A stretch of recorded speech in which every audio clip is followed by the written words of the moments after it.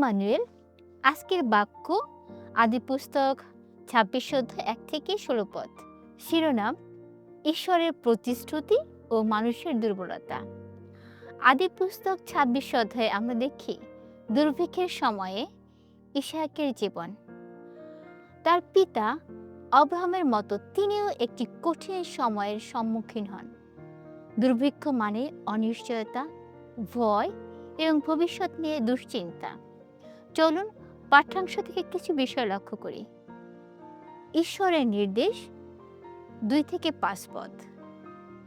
ইসহাকের আনুগত্য ৬ পদ। ৭ থেকে ১১ পদে দেখি ভয় ও দুর্বলতা। ১২ থেকে ১৪ পদ ঈশ্বরের আশীর্বাদ। ১৫ থেকে ১৬ বিরোধ। দুর্ভিক্ষ ছিল বাস্তব, কিন্তু ঈশ্বরের নির্দেশও বাস্তব। আশীর্বাদ মানে কেবল টাকা পয়সা নয়। আশীর্বাদ মানেই সহজ জীবন নয়। আশীর্বাদ মানে ঈশ্বরের উপস্থিতি। ঈশ্বরের প্রতিশ্রুতি প্রজন্ম থেকে প্রজন্ম। ঈশ্বর আব্রাহামের সঙ্গে যে চুক্তি করেছিলেন তা ইসহাকের জীবনেও কার্যকর। মানবীয় দুর্বলতা ঈশ্বরের পরিকল্পনাকে ব্যর্থ করে না। আমাদের দুর্বলতা ঈশ্বরের বিশ্বস্ততাকে বাতিল করে না। তবে পাপের ফল ভোগ করতে হয়, যেমন লজ্জা, অপমান, ভয়। ঈশ্বরের আশীর্বাদ ঈর্ষা সৃষ্টি করতে পারে। ইসহাকের সমৃদ্ধি পলিস্তীয়দের ঈর্ষান্বিত করেছিল। বিশ্ব যখন দেখে ঈশ্বর তার সন্তানদের উন্নত করছেন, আশীর্বাদ করছেন, তখন সব সময় তারা আনন্দিত হয় না। এখন আমরা নিজেদের জীবনে কিছু বিষয় সিদ্ধান্ত নিতে পারি। যখন দুর্ভিক্ষের মতো কঠিন সময় আসবে, তখন পালাবো না, বরং ঈশ্বরের কণ্ঠ শুনব। আপনার জীবনে কি কোনো দুর্ভিক্ষ চলছে?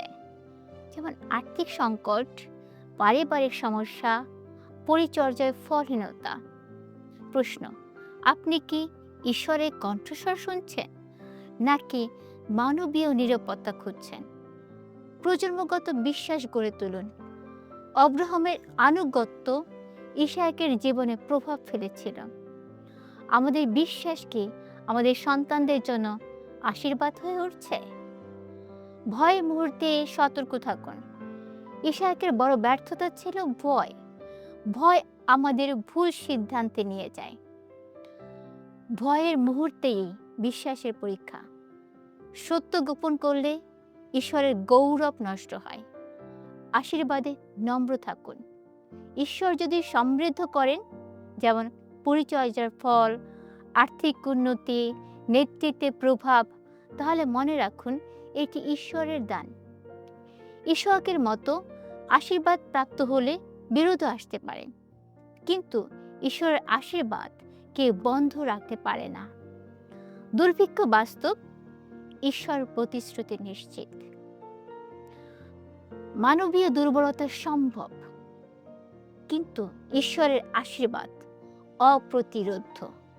আজ আপনি কোন অবস্থায় আছেন? দুর্ভিক্ষে, ভয়ে, আশীর্বাদে, বিরোধের মাঝে? স্মরণ রাখুন, যে ঈশ্বর আব্রাহামের ঈশ্বর, যে ঈশ্বর ইসহাককে রক্ষা করেছিলেন, তিনি আজও জীবন্ত, সত্য ও কর্মরত। আমরা যেন দুর্ভিক্ষে নয়, প্রতিশ্রুতিতে বাঁচি। আমেন।